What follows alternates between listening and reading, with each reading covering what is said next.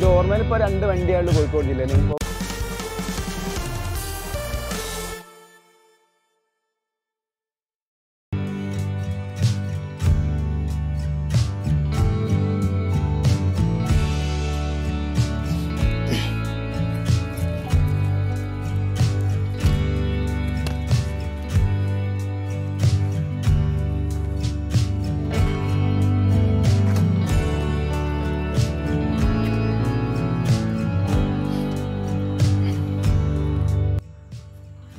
Hi, ഞാൻ ഗഫൂർ കൊടുവള്ളി.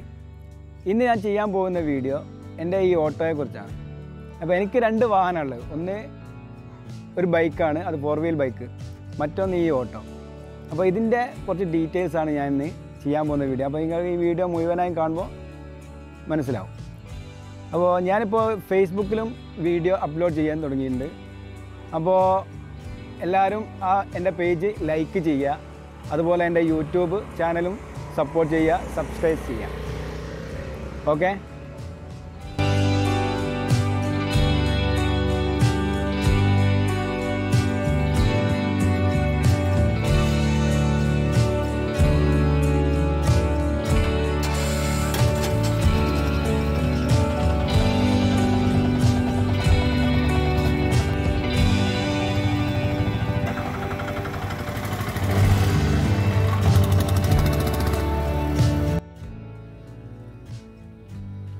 ഞാൻ ഈ ഓട്ടോ എടുക്കാൻ കാരണം എനിക്ക് 2 3 ഫ്രണ്ട്സുകളിൽ ഓട്ടോ ഉണ്ടായി. അപ്പോൾ എനിക്ക് ആ സമയത്തെ ഈ വണ്ടി എടുക്കണമെന്നുള്ളൊരു താല്പര്യം. അങ്ങനെ ഞാൻ എങ്ങനെ ഈ വണ്ടി ഓടിക്കും എന്നുള്ളൊരു ഇതുണ്ടായി. കാരണം ഇത് കാൽമലാണല്ലോ ബ്രേക്ക്. അപ്പോൾ എനിക്ക് കാല് വയ്യാത്തത് കൊണ്ട് ബ്രേക്ക് ഓടിക്കാൻ കഴിയില്ല. പിന്നെ ക്ലച്ചും ആദ്യ കാലത്തൊക്കെ ക്ലച്ചൊക്കെ കാൽമാണ്. ഇപ്പോൾ ഇറങ്ങുന്ന വണ്ടിക്കാണ് കുട്ടി ഡീസലിനൊക്കെ ഇപ്പോൾ ഇറങ്ങുന്ന കുട്ടി ഡീസലിനൊക്കെ കൈമൽ ക്ലച്ച് ഉണ്ട്. അപ്പോൾ ഇതെങ്ങനെ ചെയ്യുമെന്നുള്ളത് ഇങ്ങനെ ചിന്തിക്കുമ്പോഴാണ് എൻ്റെ ഒരു സുഹൃത്ത് പറയുന്നത്, നമ്മളിങ്ങനെ ഈ കാറൊക്കെ കൈമലാക്കുന്ന ആൾക്കാരുണ്ട്, അവരൊന്ന് വിളിച്ചു. അപ്പോൾ അവരെ വിളിച്ചപ്പോഴാണ് ഇങ്ങനെ ഓട്ടോ ഇങ്ങനെ കൈമലാക്കുന്നത്. അപ്പോൾ നിങ്ങൾക്ക് ചെയ്ത് തരണമെങ്കിൽ കൈമലേക്ക് ഇങ്ങനെ സെറ്റ് ചെയ്യുന്നുണ്ട്. അതുകൊണ്ട് നിങ്ങൾ ചെയ്ത് തരണമെങ്കിൽ നിങ്ങൾ വണ്ടിയായിട്ട് വന്നാൽ മതി. ഒന്നെങ്കിൽ സെക്കൻഡ് ഹാൻഡ് അല്ലെങ്കിൽ ഫ്രഷ് ആയിട്ട് വന്നാൽ മതി. അപ്പോൾ എനിക്കിപ്പോൾ ഫ്രഷ് എടുക്കണമെങ്കിൽ ഈ ലോണൊന്നും കിട്ടില്ല. കാരണം എനിക്കെന്നല്ല, വളരെ കാല് സുഖമില്ലാത്ത ആൾക്കാർക്കൊന്നും ഈ ലോൺ കിട്ടാത്ത പ്രശ്നമാണ്. അപ്പോൾ ഇപ്പോൾ ഫുൾ പൈസ കൊടുത്ത് ഞാനിപ്പോൾ എങ്ങനെ വണ്ടി എടുത്തു, ഞാൻ സെക്കൻഡ് ഹാൻഡ് ഒന്ന് പരീക്ഷിച്ച് നോക്കാൻ വിചാരിച്ചു. അങ്ങനെയാണ് ഞാൻ ഈ സെക്കൻഡ് ഹാൻഡ് വണ്ടി എടുത്ത് പിന്നെ മലപ്പുറത്തുള്ള ഒരാളെ വിളിച്ചപ്പോൾ വണ്ടിയായിട്ട് വന്നോ എന്ന് ചെയ്തു തരാം. അപ്പോൾ ഈ വണ്ടി ഞാൻ മലപ്പുറത്ത് പോയിട്ടാണ് ഈ വണ്ടി സെറ്റ് ചെയ്യുന്നത്. ഞാനിപ്പോൾ ഈ വണ്ടിയായിട്ട് പുറത്തൊക്കെ പോകുമ്പോൾ ആൾക്കാരൊക്കെ ഇതെങ്ങനെ സെറ്റ് ചെയ്തത്, ഈ എൻ്റെ സുഹൃത്തുണ്ട് ഇങ്ങനെ കാഴ്ചവല്ലാത്ത ആളാണ്. അപ്പോൾ അവർക്ക് വേണ്ടിയിട്ടൊന്ന് എടുക്കാൻ വേണ്ടിയിട്ടാണ്. അപ്പോൾ ഒന്ന് സെറ്റ് ചെയ്ത് എങ്ങനെ സെറ്റ് ചെയ്തതൊക്കെ അവരൊക്കെ ചോദിക്കുന്നുണ്ട്. അപ്പോൾ അതൊക്കെ ഉദ്ദേശിച്ചിട്ടാണ് ഇപ്പോൾ ഞാൻ മറ്റുള്ളവർക്കൊരു ഇങ്ങനെ വണ്ടിയൊക്കെ എടുത്ത് ഓട്ടാൻ പറ്റുമെങ്കിൽ ഞാൻ പറ്റിയോടെ ചേർത്തിട്ടാണ് ഞാൻ ചെയ്യുന്നത്. ഇപ്പോൾ ഈ വീഡിയോ ചെയ്യാൻ കാരണം ഇതെങ്ങനെ സെറ്റ് ചെയ്തതൊക്കെ ഞാൻ കാണിച്ചു തരാം. അപ്പോൾ അവരൊക്കെ ചോദിച്ചു എങ്ങനെയാണ് ഇത് ഓട്ടൽ നോക്കാം. അപ്പോൾ അവർക്ക് ഒരു പ്രചോദനം ആയിക്കോട്ടെ ചേർത്തിട്ടാണ് ഇപ്പോൾ ഞാൻ ഈ വീഡിയോ ചെയ്യാൻ കാരണം.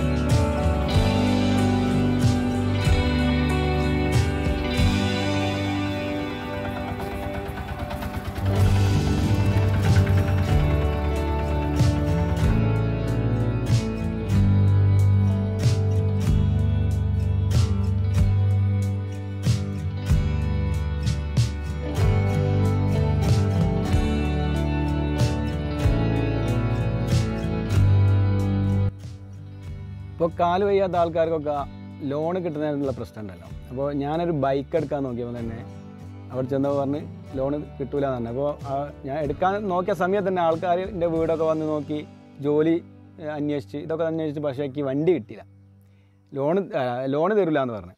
അങ്ങനെ ഞാൻ എൻ്റെ ഒരു ജ്യേഷ്ഠൻ്റെ മകൻ്റെ പേരിലാണ് പിന്നെ വണ്ടി എടുക്കുന്നത്. ഇതിപ്പോൾ സാധാരണ ഉള്ള ആൾക്കാർക്ക് വരെ വണ്ടി കൊടുത്താൽ ഇത് അടവൊന്നും എടുക്കാതെ അവരൊക്കെ അങ്ങ് പോവുക. അപ്പോൾ നമ്മൾ പോലത്തെ ആൾക്കാർ നല്ല ജോലി ചെയ്ത് ജീവിക്കുന്നുണ്ട്. അപ്പോൾ അവർക്ക് സുഖമായിട്ട് ഉണ്ടാക്കുക, ലോൺ എടുത്തൊക്കെ ജീവിച്ച് പോവാം. പക്ഷേ നമ്മളാരും ഉണ്ടാകുന്നില്ല, ആ ലോൺ എടുക്കുന്ന കാര്യങ്ങളിലൊന്നും അംഗീകരിക്കില്ല. അപ്പോൾ അതുകൊണ്ട് അങ്ങനത്തെ കുറേ പ്രശ്നങ്ങളുണ്ട്. പിന്നെ ആ ലൈസൻസ് കിട്ടുന്ന പ്രശ്നം. അപ്പോൾ ഞാൻ ഈ സെക്കൻഡ് ഹാൻഡ് വണ്ടി എടുത്തപ്പോൾ ഇത് ടാക്സി ആയി. അപ്പോൾ ഈ ടാക്സി ആപ്പ് എനിക്ക് ലൈസൻസ് എടുക്കാൻ വേണ്ടി ഞാൻ RTO സമീപിച്ചപ്പോൾ RTO പറഞ്ഞ് ഇത് എനിക്ക് ടാക്സിക്ക് ബേഡ്ജ് തരുന്ന നിയമമല്ല, പിന്നെ ലൈസൻസും കിട്ടൂല എന്ന്. അപ്പോൾ ഇത് പ്രൈവറ്റ് ആക്കി വരണം. പിന്നെ പ്രൈവറ്റ് ആക്കിയിട്ട് ഇതൊക്കെ നമ്മൾ RC ഉൾപ്പെടുത്തണം. ഇതിൽ ഫിറ്റ് ചെയ്ത സംഭവങ്ങളൊക്കെ നമ്മളെ RC ഉൾപ്പെടുത്തണം. ഇൻവാലിഡ് കാരേജ് ഉൾപ്പെടുത്തണം. പിന്നെ ഈ സ്റ്റിക്കർ, വണ്ടി മേലെ സ്റ്റിക്കർ ഉണ്ട്, ഈ സ്റ്റിക്കർ ഒട്ടിക്കുക. ഇതൊക്കെ ചെയ്ത് ഇങ്ങോട്ട് വന്നാൽ ഒന്ന് ഓട്ടി തന്നാൽ വണ്ടി എനിക്ക് ലൈസൻസ് തരാമെന്ന്. അങ്ങനെയാണ് ഞാൻ ഇത് ലൈസൻസ് പ്രൈവറ്റ് ആക്കി RTOൻ്റെ അടുത്ത് പോയി ഒക്കെ പേപ്പറൊക്കെ ക്ലിയർ ആക്കി ടെസ്റ്റിന് പോയി ലൈസൻസ് എടുത്തു. അപ്പോൾ ഇപ്പോഴേക്ക് ഇന്നും ലൈസൻസ് ഉണ്ട്, അതുപോലെ എൻ്റെ ബൈക്കിനും ലൈസൻസ് ഉണ്ട്. ഇപ്പോൾ രണ്ടും ലൈസൻസിലെ പേപ്പറൊക്കെ ക്ലിയറാണ്. അപ്പോൾ ഇൻവാലിഡ് കാരേജ് നമ്മൾ ഇതിൽ ഉൾപ്പെടുത്തിയിട്ടാണ് RTOൻ്റെ അടുത്ത് പോകേണ്ടത്. അങ്ങനെ ഈ വണ്ടി ഞാൻ നമ്മളെ വീടിനടുത്തുള്ള ഒരു ഓട്ടോ ഓടിക്കുന്ന ആളുണ്ട്, അവൻ്റെ അടുത്ത് വണ്ടി വാങ്ങി. എൻ്റെ ഒരു സുഹൃത്തുണ്ട് കുഞ്ഞാവ, അതുപോലെ ബാവൂട്ടി എന്ന് പറയാൻ. കുഞ്ഞാവ എന്ന് വിളിക്കല, മുഹമ്മദ് പേരുള്ള ഒരാളുണ്ട്. അപ്പോൾ അവനും ഞാനും ഞങ്ങൾ 3 ആളാണ് ഈ വണ്ടിയായിട്ട് മലപ്പുറത്ത് പോകുന്നത്. അപ്പോൾ മലപ്പുറത്ത് പോയപ്പോൾ ഇതെങ്ങനെ സംഭവം ഒന്നും നമുക്കറിയില്ലല്ലോ. അപ്പോൾ ഇതാണെങ്കിൽ പിന്നെ കോഴിക്കോട് ജില്ലയിൽ അവർ പറഞ്ഞതാട്ടോ, ഒരാൾക്ക് ചെയ്തു കൊടുത്തിട്ടുണ്ട്. പിന്നെ രണ്ടാമത് എനിക്കാണ് ഇത് കോഴിക്കോട് ജില്ലയിൽ ചെയ്തു തരുന്നതെന്നാണ് പറഞ്ഞത്. ഇനിയിപ്പോൾ വേറെ എൻ്റെ ഓർമ്മയിൽ ഇപ്പോൾ 2 വണ്ടിയായുള്ളൂ കോഴിക്കോട് ജില്ലയിൽ. ഇനിയിപ്പോൾ വേറെ നമ്മളറിയാത്ത വേറെ വണ്ടി ഉണ്ടോ അറിയില്ല. കാറുകൾ ഒരുപാടുണ്ട്. അങ്ങനെ ഞങ്ങൾ മലപ്പുറത്ത് പോയി. അവിടുന്ന് പിന്നെ വണ്ടി ചെയ്ത് 10-15 ദിവസം കൊണ്ട് തരാം, ഇത്ര പൈസ വന്നു. അപ്പോൾ 9000 റുപ്യ ആയിരിക്കും എനിക്ക് ഇത് ചെയ്തേന്. പിന്നെ ഇപ്പോഴത്തെ വണ്ടിക്ക് ഇപ്പോൾ ഇറങ്ങുന്ന കുട്ടി ഡീസലിനൊക്കെ കൈമലാണ് ക്ലച്ച്. കൈമ ക്ലച്ച് ഓൾറെഡി വരുന്നുണ്ട്.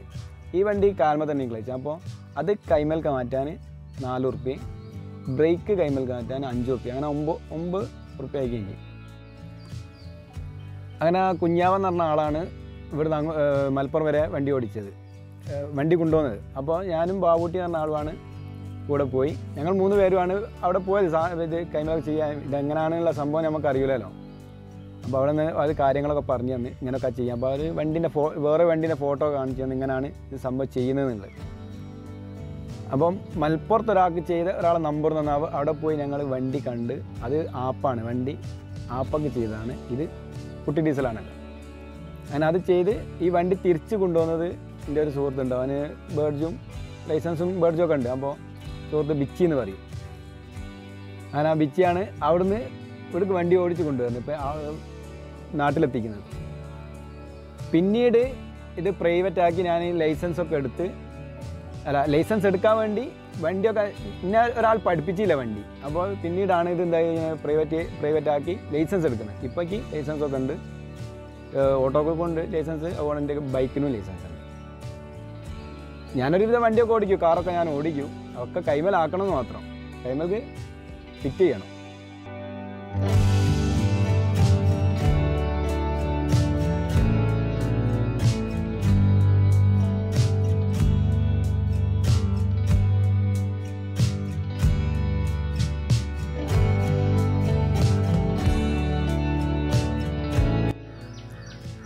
അപ്പോൾ ഇതിൻ്റെ പേപ്പറുകളൊക്കെ എനിക്ക് പെട്ടെന്ന് റെഡി ആയിട്ടുണ്ട്. പക്ഷേ എനിക്ക് ലൈസൻസ് കിട്ടാൻ വേണ്ടി കുറച്ച് ബുദ്ധിമുട്ടി.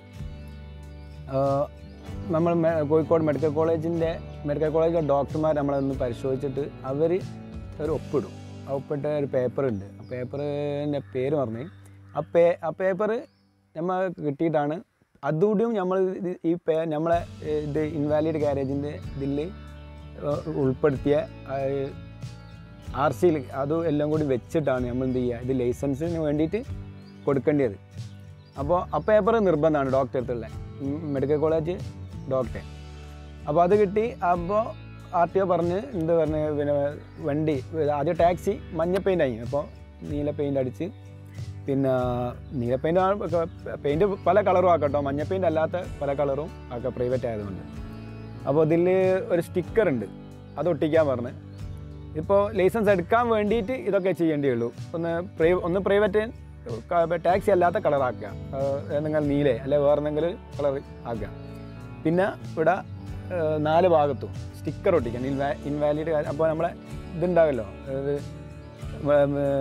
കാല് വയ്യാത്ത ആൾക്കാരെ ഒരു ചിഹ്നമുണ്ട്. ആ ചിഹ്നത്തിന് ഇൻവാലിഡ് കാര്യം നേടിയൊരു സ്റ്റിക്കറാണ്. ആ സ്റ്റിക്കർ ഒട്ടിക്കണം. അത്ര ഇത് പണിയുള്ളൂ ലൈസൻസ് എടുക്കാൻ വേണ്ടിയിട്ട്. പക്ഷെ അതൊക്കെ ചെയ്ത് എല്ലാം എനിക്കിപ്പോൾ എല്ലാം ക്ലിയറായി. അപ്പോൾ ഇത് ലൈസൻസ് എടുക്കാൻ വേണ്ടിയിട്ട് RTO പറഞ്ഞത് ഈ ടാക്സി മഞ്ഞ പെയിൻ്റായി. അപ്പോൾ മഞ്ഞ പെയിൻ്റ് ഒഴിവാക്കിയിട്ട് വേറെ ഏതെങ്കിലും ഒരു പെയിൻ്റ് അടിക്കും. ഞാൻ നീല പെയിൻ്റാണ് അടിച്ചത്. അപ്പോൾ ഇവിടെ ഇൻവാലിഡ് ഗാരേജിൽ നിന്നുള്ള ആ സ്റ്റിക്കർ ഒട്ടിക്കാൻ പറഞ്ഞു. അത് ഓട്ടോൻ്റെ 4 ഭാഗത്തും ഒട്ടിച്ചിരിക്കും. 4 ഭാഗത്തും ഒട്ടിക്കണം. ഇനിയിപ്പോൾ ഈ വണ്ടിൻ്റെ സെറ്റപ്പ് എങ്ങനെയാണെന്നുള്ളത് പറഞ്ഞുതരാം.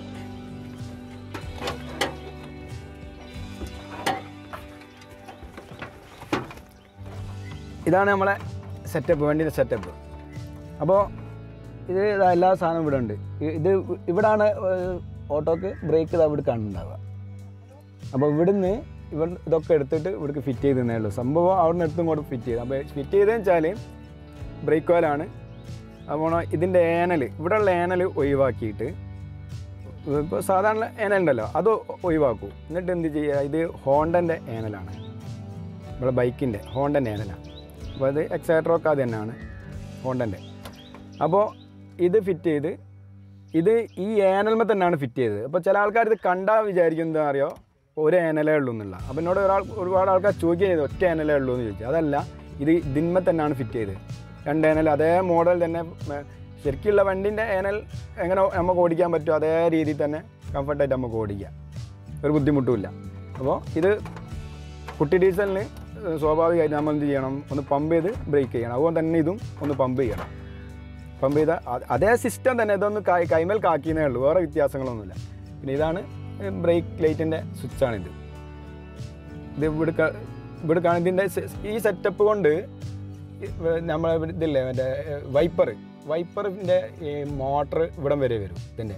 അതുകൊണ്ട് വൈപ്പർ വെക്കാൻ കുറച്ച് ബുദ്ധിമുട്ടുണ്ട്. പക്ഷേ ബോഡി വർക്ക്ഷോപ്പിൽ ഞാൻ ചോദിച്ചപ്പോൾ വേറെ രീതിയിൽ കൂടെ സെറ്റപ്പ് ചെയ്തു തരാമെന്ന് പറഞ്ഞിരിക്കുന്നു. അപ്പോൾ ഇതിൽ ഇപ്പോൾ ആദ്യത്തെ ആ സെറ്റപ്പ് കൂടി അപ്പോൾ ഇവിടെ വൈപ്പർ വെക്കാൻ കഴിയില്ല. മഴയൊക്കെ പെയ്താൽ രാത്രി ഓടിക്കണ വൈപ്പർ നിർബന്ധമാണ്.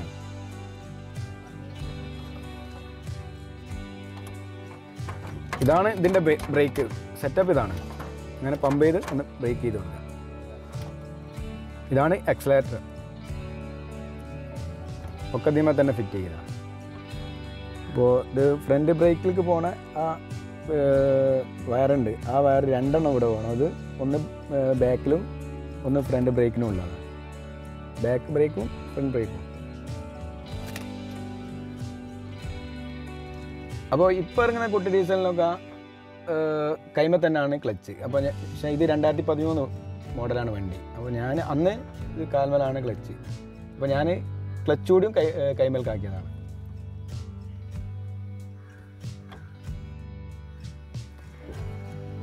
പിന്നെ ഇത് കംപ്രസറാണ്.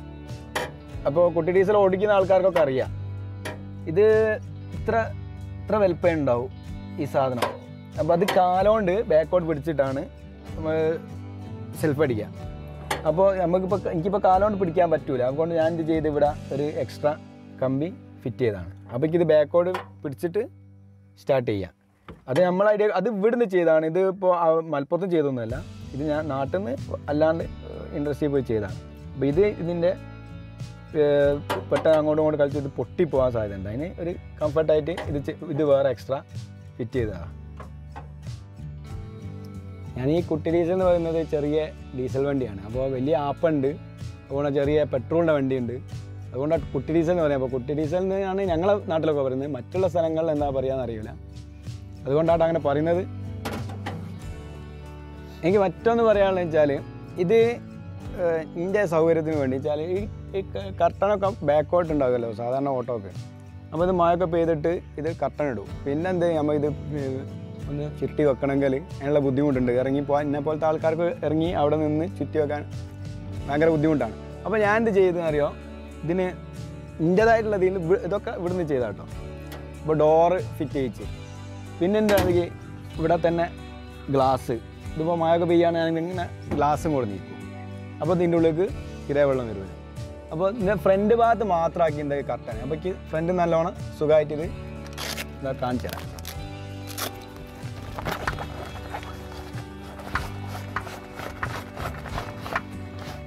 അപ്പോൾ ഉണ്ടോ, ഈ രീതിയിൽ നല്ലോണം ഒരു പ്രശ്നവും ഇല്ലാണ്ട് ചുറ്റിയൊക്കെ ഇതിപ്പോൾ അല്ലാത്ത രീതിയിലായെങ്കിൽ എന്ത് ചെയ്യണം, ഞാൻ ഇറങ്ങി ഒക്കെ ചെയ്യണം, അല്ലെങ്കിൽ വേറെ ആർക്കൊണ്ടോ ചെയ്യിക്കണം. അപ്പോൾ അങ്ങനത്തെ ബുദ്ധിമുട്ടുകളൊക്കെ ഒഴിവാക്കാൻ വേണ്ടി ഇത് എൻ്റെ ഐഡിയ കൂടി ഞാൻ ചെയ്യിച്ചതാണ്. ഇതിപ്പോൾ ഓരോരുത്തർക്കും ചെയ്യാവുന്ന സംഭവമാണ്.